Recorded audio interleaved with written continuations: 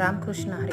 अजिबात पाण्याचा न वापर करणारा आणि कडू न लागणारा कारल्यासाठी 3 ते 4 कारली चिरून घेतली आणि त्यासाठी कोथिंबीर आणि भरपूर लसणाची पेस्ट तयार करून घेतली.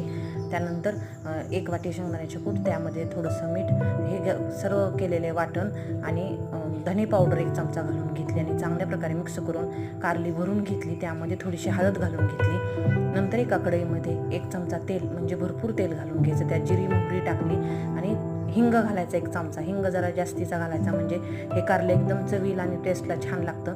भरलेलं कारलं त्या तेलामध्ये छान असं घालून घेतलं. त्यानंतर त्याच्यावर 1 ताट झाकून ठेवलं आणि त्यावर पाणी ओतलं. अजिबात ह्या कारल्यामध्ये पाणी घालायचं नाही. आपोआप वाफेवर हे छान असं कारलं शिजलं जातं. फक्त अधूनमधून ताट काढून ते कारलं हलवत राहायचं. त्याच्यामुळे एकदम छान असं टेस्टला न पाणी वापर केलेलं कारलं चवीला पण एकदम छान असं तयार होतं. Like share